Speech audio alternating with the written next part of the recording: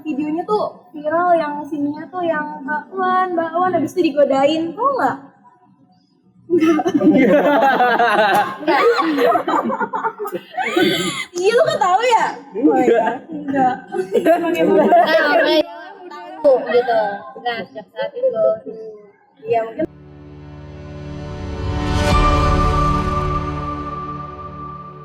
Assalamualaikum warahmatullahi wabarakatuh. Waalaikumsalam warahmatullahi wabarakatuh. Perkenalkan, nama saya Feli Febri Andraini sebagai host pada podcast kali ini, dan saya tidak sendiri, ada 4 teman saya yang menjadi narasumber pada podcast kali ini. Pertama ada Fitri Indiani. Yang kedua ada Krisna Sinaga. Yang ketiga ada Rizky Gavanto. Yang terakhir ada Ferry Fajri yang Udara. Seperti yang kita ketahui, setiap orang pasti berhak untuk melindungi atas dirinya sendiri. Namun, pada tahun ini banyak sekali terjadi pembunuhan pada anak di bawah umur yang dibunuh. Contohnya pada kali ini kami ingin menguak dan membahas kasus pembunuhan Nia Kurniasari. Nah, sebelum melanjutkannya, pasti kami ingin membahas dulu apa itu tujuan dan manfaat yang akan kami bahas pada podcast kali ini. Nah, menurut narasumber nih, menurut kalian tujuannya dulu deh, tujuan kita bikin podcast ini tuh untuk apa sih? Mungkin siapa yang mau jawab? Mungkin boleh aku ya kayak. Iya boleh. Yang pertama itu ada menghormati memori Nia Kurniasari. Yang kedua itu ada meningkatkan kesadaran masyarakat. Yang ketiga mendorong dialog terbuka tentang kekerasan seksual. Terus juga sebagai edukasi ya, sama kesadaran ke orang tuh kalau kayak apa ya, dia tuh nggak boleh memaksa orang, itu tidak baik. Apalagi di bawah umur. Betul banget. Terus tujuannya dari podcast ini juga untuk meningkatkan kesadaran masyarakat bahwa menghormati hak-hak perempuan dan anak itu penting. Karena di Indonesia sendiri ada yang namanya hak asasi dan perlindungan untuk manusia dan anak di bawah umur. Betul. Jadi kita juga kalau misalkan mau macam-macam lebih baik dipikirin lagi, karena akibatnya untuk diri kita dan masa depan kita itu banyak banget, terutama bisa merusak masa depan kita, apalagi yang masih muda. Apalagi mengotori mama kali ya. Iya. Nah, kalau manfaatnya nih, kita untuk apa kira-kira manfaat podcast kita? Manfaatnya mungkin membantu meningkatkan kesadaran pemerkosaan kali ya kan. Apalagi sekarang nih, mulai sekarang tuh makin banyak pemerkosaan di daerah-daerah, apalagi daerah terpencil. Mungkin mereka nganggapnya bodoh atau nggak ngerti soal kayak gitu-gituan, mungkin kayak gitu Mungkin ya. bukan anak juga kali ya. Betul. Iya. Karena kan pasti emang handphone itu pengaruh dari segala hal, terutama pengaruh buruknya itu emang banyak banget. Jadinya dari sana mungkin bisa melihat situs-situs atau akses yang buruk mungkin mereka nonton, terus akhirnya yang nggak seharusnya ditonton. Dari situ mungkin hal kecil yang mengakibatkan. Makanya mungkin untuk orang tua atau orang dewasa yang udah ngerti kalau misalkan punya anak atau kita punya adik kecil, ya mungkin kalau misalkan main handphone itu awasin ya, kayak gitu. Biar tidak membuka hal yang aneh. Iya. Nah, dengan kasus pembunuhan yang menimbulkan konflik, nah maka kita di sini semua ingin membahas dan menguak dari mulai kronologinya, lalu gimana cara polisi menangkap tersangkanya, terus bagaimana Nia akhirnya bisa terbunuh dan diketemunya tuh gimana. Makanya stay tune aja guys di sini, karena video ini benar-benar sangat bermanfaat, apalagi untuk anak kecil dan yang belum ngerti ya, dan untuk kita semua, terutama para laki-laki. Kenapa untuk para laki-laki? Karena ya itu dia yang memakan korban perempuan diawalin dengan laki-laki. Betul. Ya kan? Nah, oke guys, mungkin itu tadi tujuan dan manfaatnya. Seperti yang kita ketahui, Nia ini di daerah asal kampungnya yaitu Padang, dia sangat amat terkenal. Kenapa terkenal? Karena dia itu seorang yang sangat amat pekerja keras dan ambisius, dan dia siswa berprestasi. Dan dia itu ngejual gorengannya, sebenarnya bukan dia yang masak, tapi dia disuruh sama orang untuk ngejualin gorengannya itu. Gitu. Nah, makanya nih, kira-kira kita kan pengen ngebahas lebih dalam lagi. Ada yang bisa nyeritain nggak di sini awal-awal kronologi awal-awal mesinnya terbunuh tuh karena apa? Mungkin sebelumnya gimana bisa terjadi pembunuhan itu? Mungkin kayak gimana? Mungkin kalau menurut data dari saya yang saya cari ya kan, ya itu kan sering ya berjualan ke sana sini gitu. Terus pada suatu hari itu tanggal 6 September, jadi tuh dia nggak pulang ke rumah gitu, dia dilaporkan hilang oleh kedua orang tuanya, pastinya dong. Terus dilakukan pencarian sampai pukul 16 Jam 4 sore. ya. Oke. Akhirnya ditemukan barang-barang korban mungkin di sekitar TKP kali ya. Akhirnya pada hari Minggu tanggal 8 September jasadnya ditemukan terkubur di lahan perkebunan di Korong, Pasar Gelombang, Nagari, Kayu Tanam di Padang ya pasti. Di daerah asalnya dia.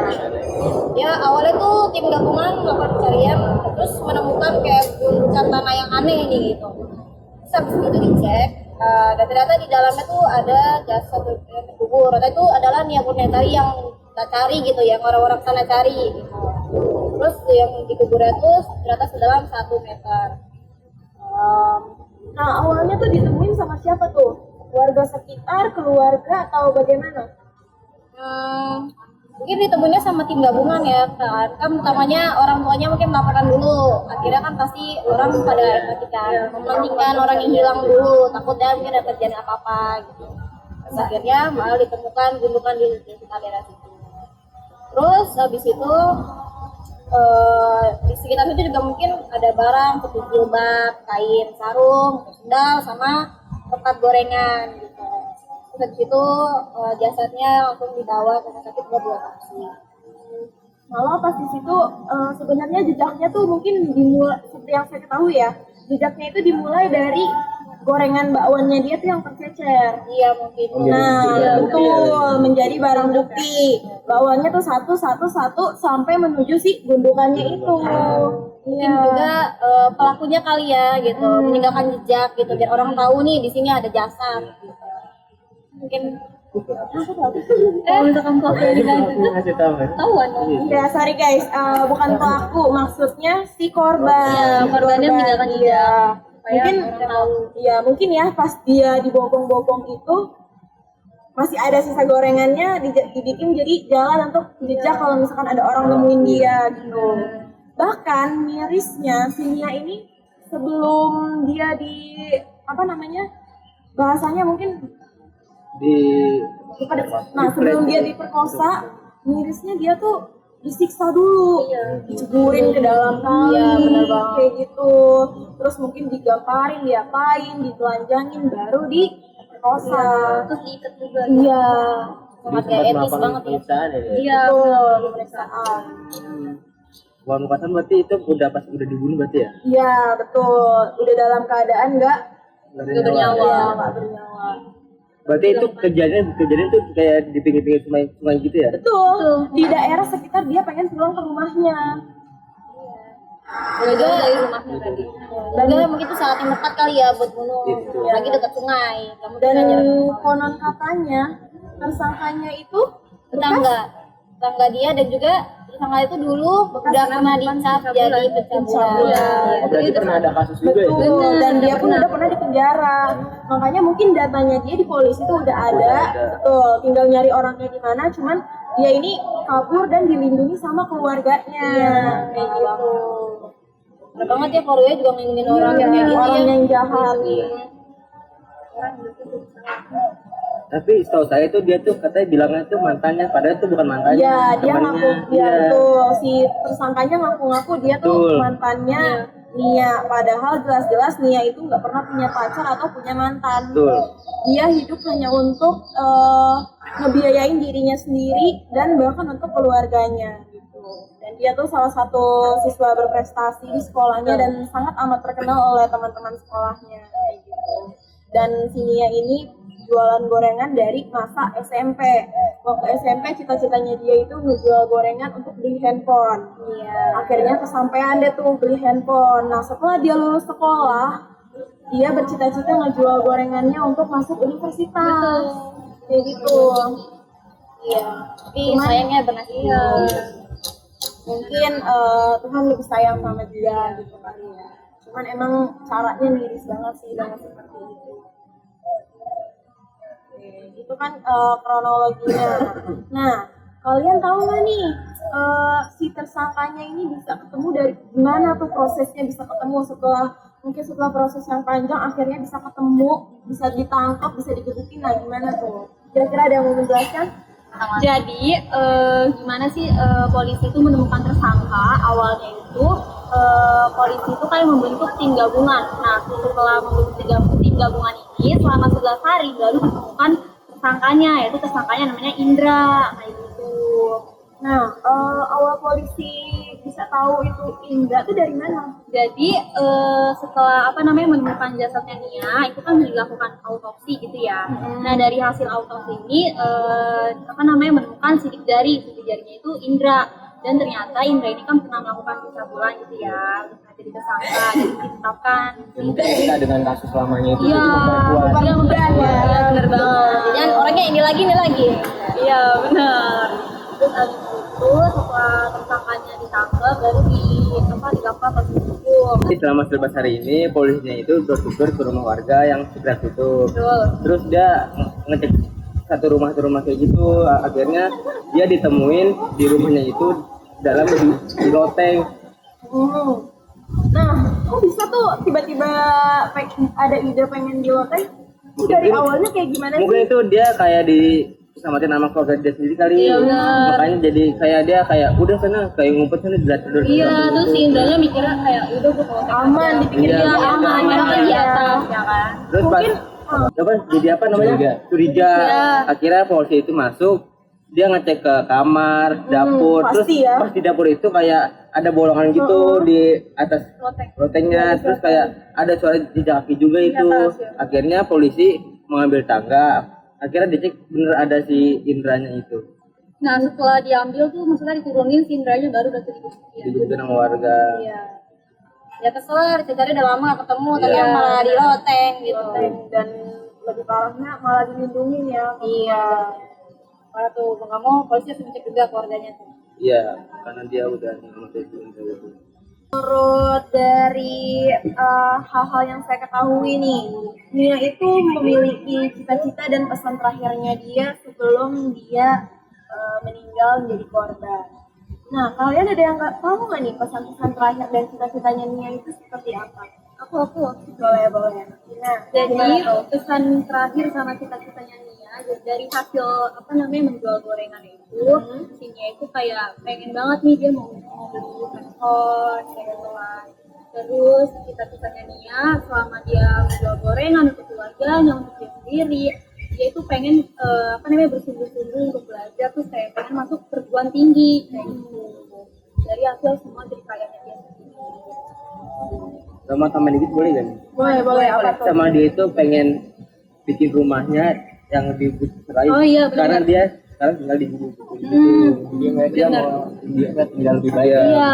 Lebih layak kan, lebih layak. Iya. Nah, untuk kalian mungkin yang pengen tahu sosoknya Nia kayak gimana, rumahnya Nia kayak gimana, perjalanannya kayak gimana, bisa dicari di sosial media kalau mau tahu lanjut lagi. Betul. Tuh, kita kan datang aja ke tempatnya langsung ya biar tahu. Di Padang. Jangan lupa ke Padang. Sumatera Barat. Oke. Kalau menurut kalian nih, podcast ini bagusnya tuh ditujukan untuk siapa sih? Mungkin ada yang tahu? Ya mungkin podcast ini ditujukan untuk para korban seksual ya. Nah, yang kedua mungkin untuk masyarakat umum yang ingin mengetahui masalah tentang kekerasan seksual ini. Nah, yang ketiga mungkin ada dari aktivis mungkin atau advokat yang mengerti bagaimana hukum ini berlaku di Indonesia. Nah, ingin memperbaiki bagaimana kekerasan seksual ini tidak terus-terusan ada gitu. Iya, Bisa dicegah. Iya, harusnya sih kayak gitu. Kalau dari saya sih mungkin ya korban pelecehan seksual itu ada misal orang itu nggak mau bilang ke orang-orang, makanya dia kayak udah ini sendiri. Oh iya. Kan ya. Iya, iya. Itu dia. Banyak karena ancaman biasanya Iya. juga ya, ancaman, tertekan. Nah itu dia makanya pelajaran juga buat kita kalau misalkan kita udah jadi orang tua nanti, kalau bisa kita tuh sama anak harus layaknya temen lah. Jadi mungkin dia tuh mau cerita atau ngadu keluh kesah, jadinya tuh gampang juga. Jadi kita juga tahu apa yang mereka lakukan Iya, kayak benar. gitu. Nah, terus kalau misalkan nanti kita punya anak tuh ya, dilihat juga dia main sosial media tuh main apa aja. Malah lebih bagusnya Temenannya jangan sama dikasih siapa aja. sosial media, Iya. ya kan? bergaul dengan siapa aja. Nah. Tapi zaman sekarang tuh anak-anak kecil aja udah pada megang HP tuh. Nah, Iya. itu yang hal-hal negatifnya ya. yang harus diawas. Nah, kan tadi kan kita udah bahas nih manfaatnya, tujuannya, kronologinya kayak gimana, terus pesan-pesannya nih kayak gimana. Pasti karena udah masuk sosial media kayak gini, pasti ada faktor-faktor positif dan negatifnya nih, kan? Terutama mungkin untuk keluarganya si Nia atau kita yang nonton tuh juga pasti kan ada yang suka, ada yang enggak kan, ada yang setuju, ada yang enggak. Nah, menurut kalian faktor-faktor negatif dan positifnya dari kasus ini tuh apa sih? Kalau misalkan dari sisi positifnya ya, kalau misalkan dari sisi positifnya tentang Nia yang korban pemerkosaan ini, itu positifnya karena banyak yang donasi ya, donasi ke keluarga Nia, terus banyak yang menyumbangkan doa juga. Terus kalau misalkan untuk negatifnya dari sisi keluarganya, negatifnya itu keluarganya Nia itu kayak seakan-akan memanfaatkan kejadian ini kayak gitu. Jadi kayak kita kan nggak tahu ya donasi itu untuk apa gitu kan. Terus juga bisa jadi keluarganya itu kayak cancel seksual. Karena mungkin di sosial media sendiri juga banyak orang-orang yang setuju sama kasusnya, ada enggak. Bahkan katanya, kalian tahu nggak sih, katanya tuh bekas pembunuhan TKP-nya dia tuh jadi prasasti loh. Menurut kalian gimana tuh? Terlalu Saya- berlebihan nggak? Berlebihan sebenarnya Berlebihan karena ya. apalagi maksudnya kan dia juga bukan termasuk pahlawan kan yang mungkin berjasa bagi negara gitu. Jadi tidak usah berlebihan gitu. Iya, itu seburuknya aja. Cukup didoain aja. Terus mungkin kalau menurut saya bisa tambahin ya, nggak apa-apa ya. Hal negatifnya tuh anak-anak, orang-orang yang kecil yang nonton hal-hal yang situs-situs aneh itu bisa jadi dia jadi penasaran, emang gimana sih rasanya kayak gitu, kenapa sih si orang itu ngelakuin kayak gitu, jadi penasaran ya pasti Kayaknya ya. masa keren gitu kalau jadinya ya. Iya, makanya mungkin itu dia banyak orang-orang yang nggak setuju kalau misalkan masalah ini tuh terlalu digembar-gemborin banget, ya kan. Jadi mungkin ya menurut kita kayak sewajarnya aja lah. Nah, kayak gitu ya, jangan terlalu berlebihan atau yang kayak gimana gitu kan. Karena di Indonesia sendiri pun masih banyak kasus dan masalah-masalah yang harus kita hadapin dan harus diselesaikan, ya kan? Iya. Bukannya kita mengecilkan masalah, cuman alangkah baiknya seperti itu, dahulukanlah hal-hal yang lebih penting. Iya kan. Terus juga mungkin ada masalah pribadi ya antara Iya. si Nia dan Iya, sama si itu ya. Iya. Karena tahu nggak sih yang videonya tuh viral, yang sininya tuh yang bakwan habis itu digodain, tahu nggak?